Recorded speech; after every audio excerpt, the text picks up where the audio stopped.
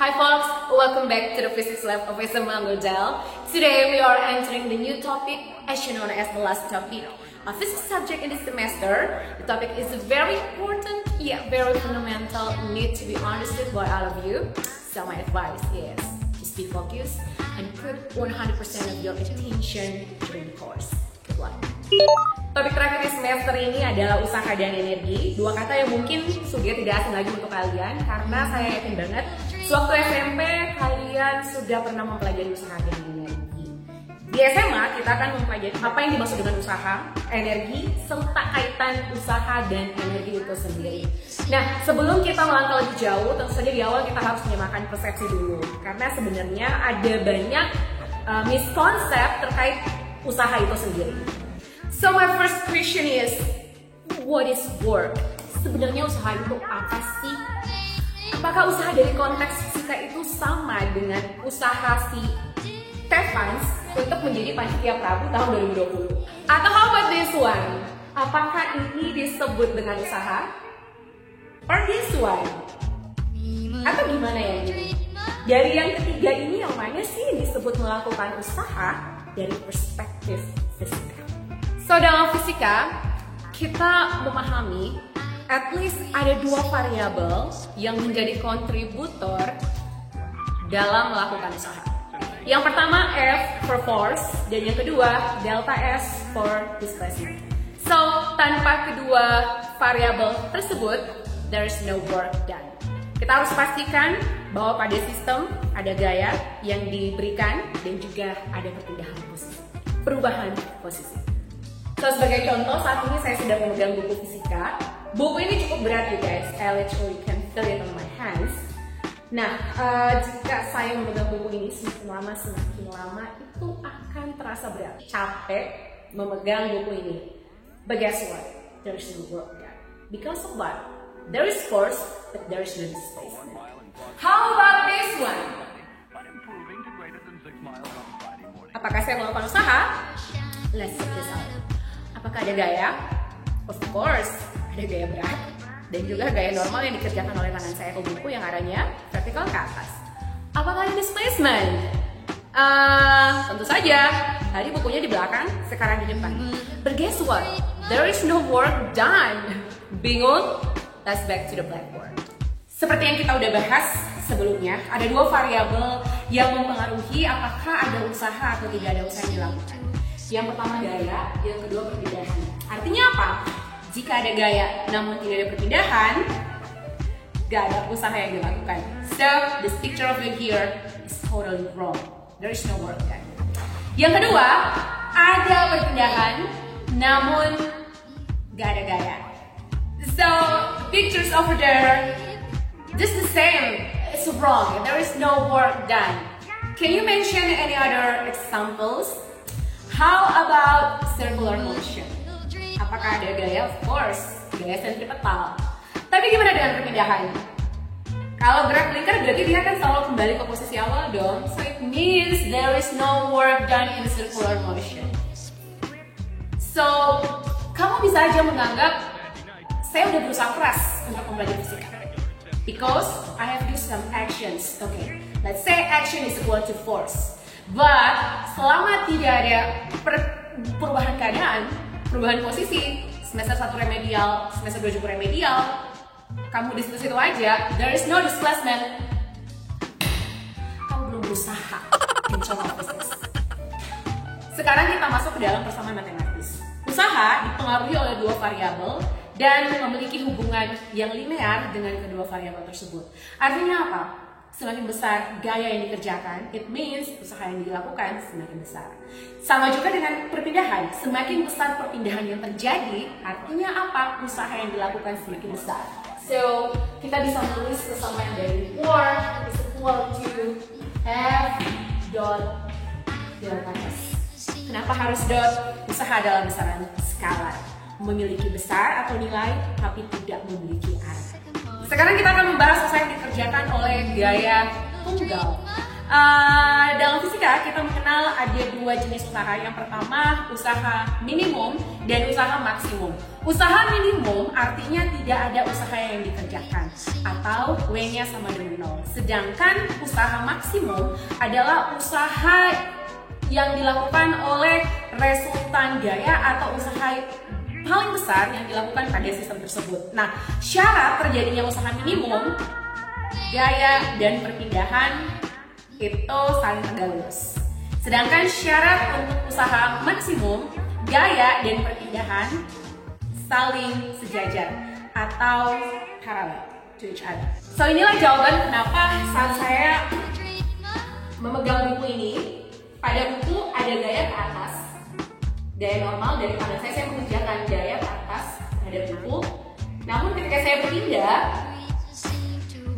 perpindahannya di sumbu X. So dalam kasus ini F dan delta X-nya membentuk sudut 90 derajat. So it means there is no work done by my hands.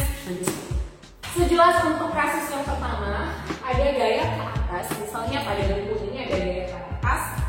Kalau ditanyakan berapa usaha yang dilakukan oleh gaya luar, of course usahanya akan sama dengan 0. Usaha oleh FL ini akan sama dengan 0. Kenapa? Karena FL dan delta S saling tegak lurus. How about this one?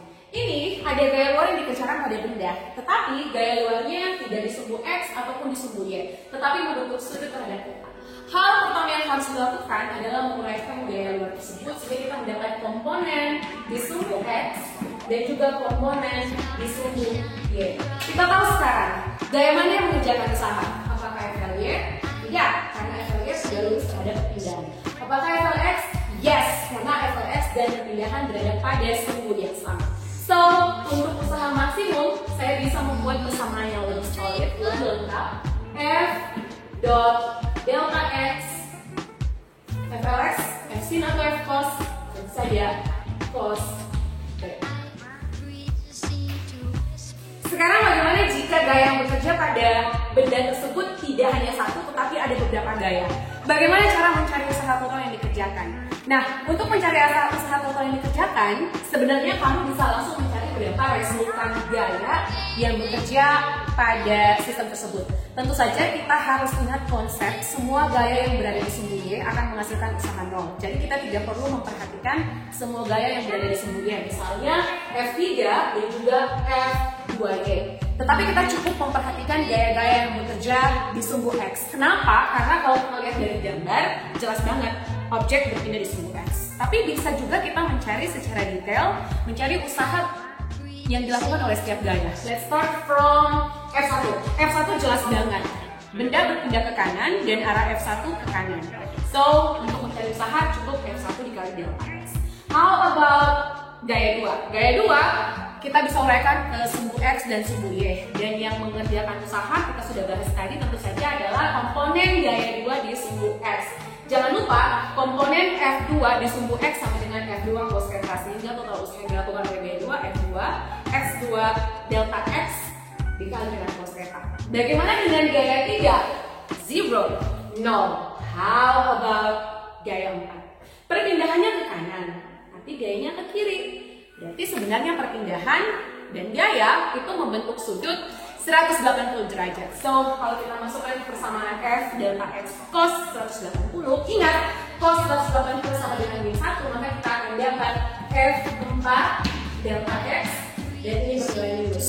Kita dapat istilah baru lagi. Ternyata usaha ada yang bernilai positif dan ada usaha yang bernilai negatif. Ingat, usaha itu besaran skala. Positif dan negatif di sini tidak menunjukkan arah, tetapi bagaimana gaya dan perpindahan arah relatif keduanya. Jika gaya dan perpindahan searah, maka gayanya positif.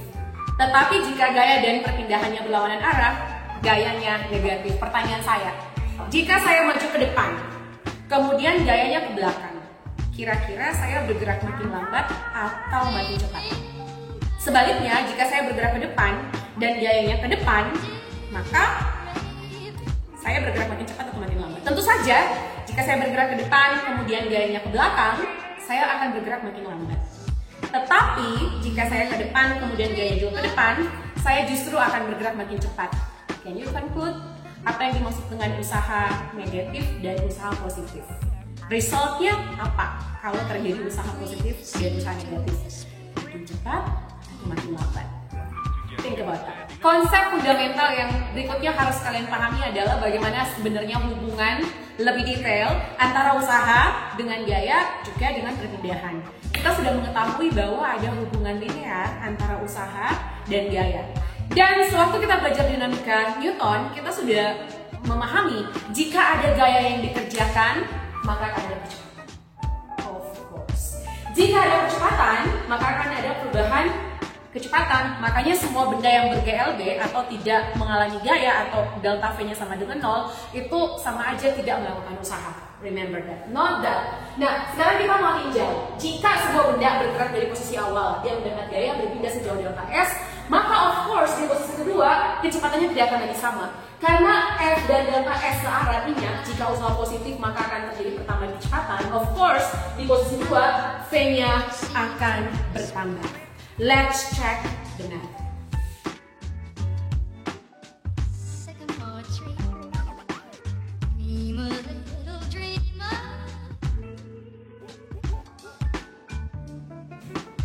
Oke, sekarang kita bisa dapat persamaan kalau ternyata F-nya saya ubah ke dalam bentuk MA, kemudian A, ingat persamaan kinematika ketiga, A ada hubungan dengan VT kuadrat kurang V2 kuadrat per 2A. Jika saya teruskan, just do the math. Kamu akan dapat persamaan kalau W sama dengan 1/2 MVT kuadrat dikurang 1/2 MV0 kuadrat. Masih ingat nggak persamaan ini saat ini? Benar sekali, 1/2 MV kuadrat adalah persamaan dari energi kinetik. So, karena ini adalah VT, maka dipastikan V akan sama dengan NHT, energi kinetik akhir, dikurang dengan 1/2 MV0 berarti energi kinetik awal. EK mula-mula. Artinya apa? Saya bisa menuliskan bahwa usaha sama dengan ingat akhir kurang awal delta EK. This is the main concept, guys. Jika ada usaha dikerjakan, maka akan ada perubahan energi. Coba kamu analisis. Jika dia bergerak semakin cepat, berarti EK awal akan lebih besar daripada EK akhir. Besar kurang kecil, hasilnya akan positif. Usaha positif tadi saya sudah katakan akan semakin cepat. Jika dia makin lambat, berarti EK akhir lebih kecil daripada EK awal. Kecil dikurang besar, dia akan menghasilkan nilai negatif, usaha negatif. Just the same. That's all for today's course. Kita belajar mengenai konsep fundamental dari usaha, serta ternyata ada hubungan antara usaha dengan energi kinetik dan perubahan energi kinetik. Dan sampai ketemu pada course selanjutnya, kita akan membahas lebih jauh lagi terkait usaha dan energi.